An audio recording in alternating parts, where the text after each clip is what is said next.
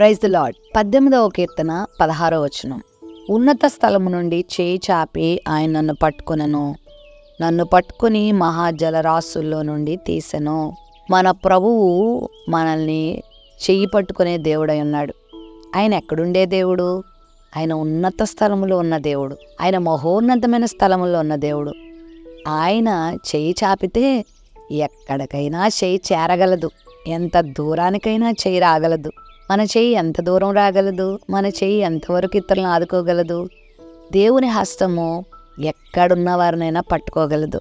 అందుకే వాక్యంలో చాలా చోట్ల ప్రభు అంటాడు, నీ చెయ్యి నేను పట్టుకొని ఉన్నాను అంటాడు, నా చేతితో నేను నడిపిస్తున్నాను అంటాడు. మనల్ని పట్టుకొని మహాజలరాశుల్లో నుండి ఆయన బయటకు తీసే దేవుడే అన్నాడు. దావీదు భక్తుడు మరి ఎంత కష్టంలో ఉన్నాడో మనకు తెలియదు, కానీ మహాజలరాశుల్లో కూడా ఆయన వెళ్ళిపోయాడంట. మహాజలరాశులు అంటే ఏంటి? అగాధ జలములు. సముద్రంలో ఒడ్డు ఉన్న ప్రాంతం వేరు, లోపల అగాధ జలముల ప్రాంతం వేరు. మహాసముద్రాల్లో అయితే ఇప్పటికీ ఆ శాస్త్రవేత్తలు ఆ క్రిందున్నటువంటి లోతును, ఆ అగాధ జలముల యొక్క లోతును ఇంకా తెలుసుకోలేకపోతున్నారంట.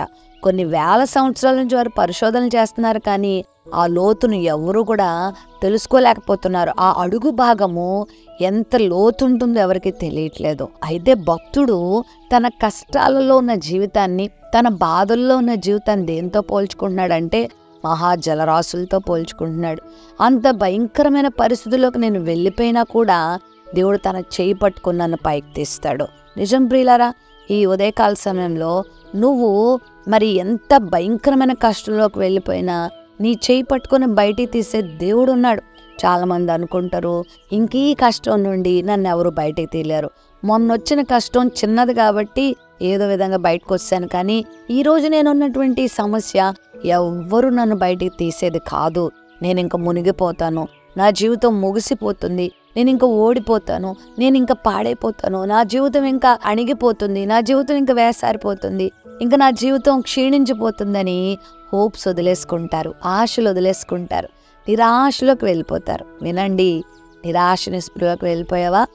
ఆశలే లేని జీవితంలో గడుపుతున్నావా? నా బ్రతుకును ఉద్ధరించే వాళ్ళు ఎవరూ లేరనేటువంటి ఒక కంక్లూజన్కి మీరు వచ్చేసారా?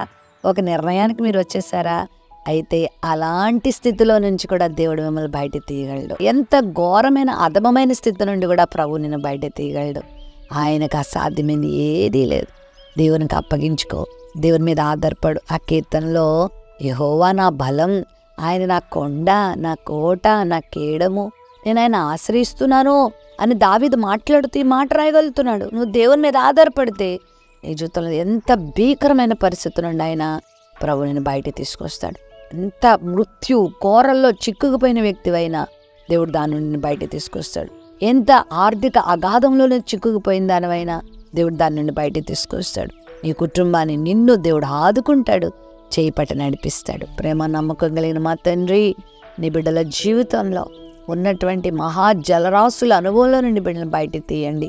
వారి చేయి పట్టుకొని వారిని బయటకు నడిపించండి, విడిపించండి, గొప్ప అద్భుతం చేయండి. యేసు నామములో ప్రార్థిస్తున్నాం తండ్రి, ఆమేన్.